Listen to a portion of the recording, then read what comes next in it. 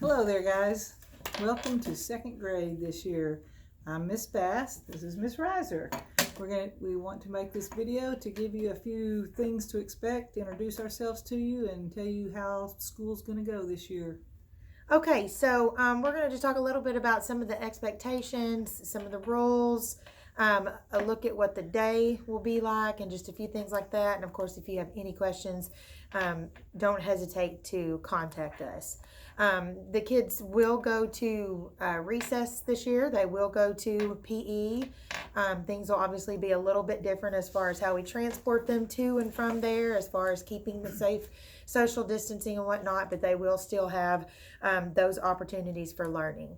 As far as lunch is concerned, they are able to bring their lunches from home, but they need to bring them when they come to school at the start of the day. We will have limited access to the school for outsiders this year as far as coming to lunch to eat with the kiddos. We will not be having that this year. Volunteers, we will not be having that this year either, just obviously in light of the situation with COVID-19 and the restrictions that we have from the Texas Education Agency. So just be aware of that.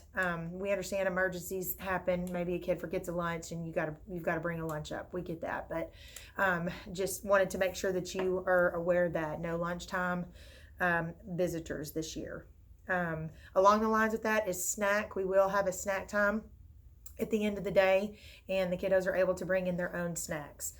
This year, water fountains will not be able to be used, again, due to restrictions, so the kiddos will need to bring in their own water bottle. We do have refill stations where they can refill. They just won't be able to drink from the water fountains, so it's going to be imperative for drinking throughout the day that they have their own water bottle that they bring to and from school each day. Does it have to be plastic? Yes, I believe they're supposed to be plastic water bottles. Plastic Yes. disposables, yeah. Yes. You can refill them during the day, but it needs to be a new one the next day. They don't want the reusable ones. Yes. Okay. Anything else that you can think of on that as far as We schedule? Yeah, they do need to bring their own snack. We do not provide snacks. Right. Okay. Rules and conduct. You may not be able to see this very well, but real quickly, we'll just talk about our rules. Rule number 1, listen and do what the teachers ask. 2, raise your hand, be patient. We're all going to have to be patient this year. Things are going to be different, and so it's just that patience is important. Respect others, keeping hands, feet, and objects to self. Very important this year. Yes, absolutely. And our classrooms will be set up in a manner to where we can do the socially distancing as best as possible, but it's going to be very important that they keep their hands and their feet to themselves. Rule number 4, finish all work neatly and quietly. That goes for classwork and for homework. We will be sending home homework each day, math homework and homework for reading language arts, which we will expect that to be completed each day. It's going to be very important that the homework is completed. We know that all kiddos are coming to school this year with gaps due to missing the last 9 weeks of the last school year, and so completing those homework assignments are going to be imperative. So they will go home Monday, Tuesday, Wednesday, Thursday, and we'll expect those to be completed. We generally do not have homework over the weekend, but Monday through Thursday night they will have nightly homework. Did you have anything else to add to that? No. Okay. Yeah, homework is very important. And it's very important to sit down and work on it together. It reinforces what we learned in class. Yeah. Okay, and then rule number 5, walk from place to place. And again, that's going to be another one that is going to be very important this year, just because of those social distancing practices. So they're going to need to make sure that they're walking and that we're keeping our spacing and doing everything we can there, for their health and for their benefit. Okay. Some of the rewards, obviously, we're going to praise them. We want to praise them. We know that that's uplifting, that this is a unique, just different situation for them. So we will be full of praises.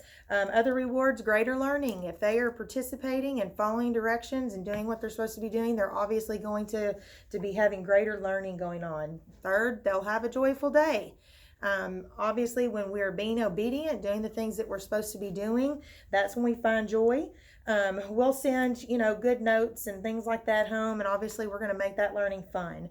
Some of our consequences, they'll get a warning. From there, we'll shift into conduct marks. Those conduct marks do come off of their conduct grade. So each time they get a conduct mark, a certain number of points is removed from their conduct grade. So that's something just for you to be aware of. If it continues to worsen, we'll send notes home, email, text, call, communicate, whatever form we need to do there to make you aware of what's going on. And then, the last thing, a trip to the principal's office. Obviously going to be the last resort. We want to try to have a good relationship between us and the parents. And so hopefully we can eliminate any trips to the office with that. So do you have anything else to add as far as? Not to that. Yes, we will. We will absolutely get to that. Go over some rules. Yes, we'll get to that for sure. Rules, parent rules. One of the other things that we need to talk to you guys about at the beginning of every year, this is a parent, student, teacher, principal contract that comes home that we expect the parents to read through. We actually do it with our students, and they read through it and sign off on it, and then Miss Bass and I sign off on it as well. And it just goes through the expectations for each individual party involved here. And so be looking for this to come home with that packet. As far as the parent portion of the agreement, just making sure that your child is punctual and here at school every day is going to be key. That you support the school in maintaining proper discipline with your kiddo, establishing a time for homework. As we said, that will be coming home Monday through Thursday night, so making sure you have that homework routine, providing that quiet place for their study, encouraging your child's efforts and being available to them for questions, staying aware of what they're learning here at school, and then of course reading with them and listening to them read nightly is going to be another huge thing. As far as the student agreement, a portion of that, again, that's something that we will go over with them here at class.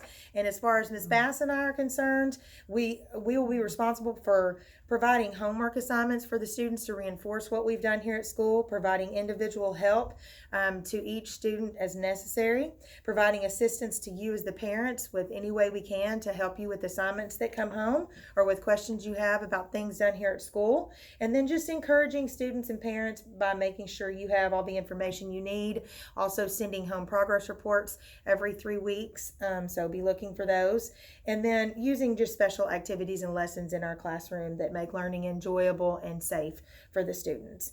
And then when you take a look at that, you can see the portion there that's Ms. Stringer's portion of that contract. So be looking for that. Let us know if you guys have any questions about that. That will need to be signed and returned. In that packet that comes home, just a note, there's some different colored pages than the ones that are in white. Those are the only ones you need to return. Even though the pages that are in white say sign and return, there is I don't believe it's either blue or yellow, it'll be some color, that if you sign, simply check and sign on the colored page and send it back only. Please keep the rest of it for your reference. Right. Good point. Okay, as far as our contact information is concerned, you're able to email us here at the school. My email address is criser@martinsmillisd.net. And Ms. Bass is jbass@martinsmillisd.net. Those can be found at the website. Speaking of which, we have a brand new website. If you haven't been to it over the summer, haven't been to it lately, it is completely different. Well, I say completely different. It's different. It's a lot easier to use. There's a whole lot more on it. We can do a whole lot more with it. So please familiarize yourself with the Martins Mill website. That will be your best source of information this year. Absolutely, and we will utilize that throughout the year for lots of different information. So you'll want to check back there frequently. So familiarize yourself with that. A couple of other things. If your child is going to be riding the bus, you will need to email our bus barn and let Mr. Gary know, right? I think it's Mr. Gary. Let Mr. Gary know. So just email Bus Barn. I think it's busbarn@martinsmillisd.net and let them know that you'll be needing transportation because they're trying to finalize their bus routes. So if you're going to need bus riding, please do that. Do the regulations. Exactly. They need to know who is going to be on the bus. Exactly.